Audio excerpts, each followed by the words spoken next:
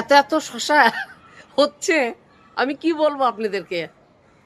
আমের মতো থোকা থোকা ধরেছে, চিন্তা করা যায়। একখানে 4টা, তারপরে আর একখানে দেখেন আমার মাথার কাছে একটা, তারপরে আরো এইদিকে আছে,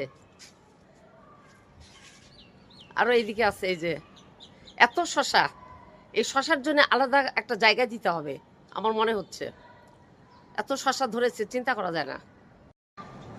বিকালে ছাদে উঠেছি, এত গরম, কিন্তু গরম হলে কি হবে, শশাগুলো ঠিকই ছিঁড়ে নিতে হবে, আর কোনো বুদ্ধি নাই। এই যে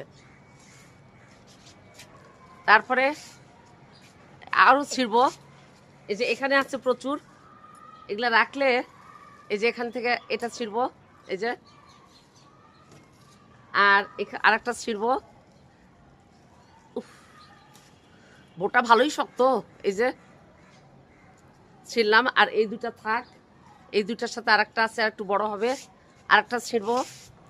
এই যে একটা, এই যে একটা ছিঁড়ব, এই যে ওরে বাবা, এই যে সব মিলে, এই যে সব মিলে এই যে এতগুলা 4টা শশা ছিঁড়লাম। প্রথমে একটা, তারপরে 2টা, তারপরে 3টা, এখন 4টা। এখানে একটা ঝিঙ্গা ঝুলছে, ওই যে এই ঝিঙ্গা ঝুলছে, এই যে ওই ঝিঙ্গার বোটাও তো শক্ত অনেক। আল্লাহ, গাছ ছেড়ে আসে নাকি? না, হবে না, এটা কাঁচি লাগবে। ছোটবেলার কথা মনে হচ্ছে, দাঁত দিয়ে ছিঁড়লাম, দাঁতের সাথে লেগে গেছে এটা। দাঁত দিয়ে ছিঁড়ছি, কি করবো, ছাদে উঠেছি, কাঁচি আনিনি। এটা বোকামি। যারা বাগানি, আমরা সবসময় ছাদে ওঠার সময় কাঁচি, তারপরে হচ্ছে ডালার কল, ঝাঁকা সব নিয়ে উঠতে হয়। কি করবো দেখেন, এই শশাটা, এই ঝিঙ্গা ছিঁড়তে আমার দাঁত ব্যবহার করতে হয়েছে।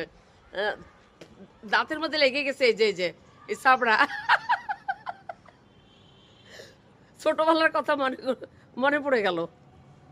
শসা গাছগুলোতে সকাল বিকাল দুবেলায় পানি দিতে হয় এভাবে, তবে না ফলন আর অনেক বেশি হয়। যে শসাগুলো ঝুলতে দেখছেন, এগুলো দেশি শসা, একদম হাইব্রিড নয়। তাই দুবেলায় আমি সকাল সন্ধ্যা দুবেলায় পানি দিই, যাতে এই শসাগুলো সতেজ থাকে। তো বন্ধুরা, আপনাদের কেমন লাগছে ভিডিওটি কমেন্ট বক্সে অবশ্যই কমেন্ট করে জানাবেন।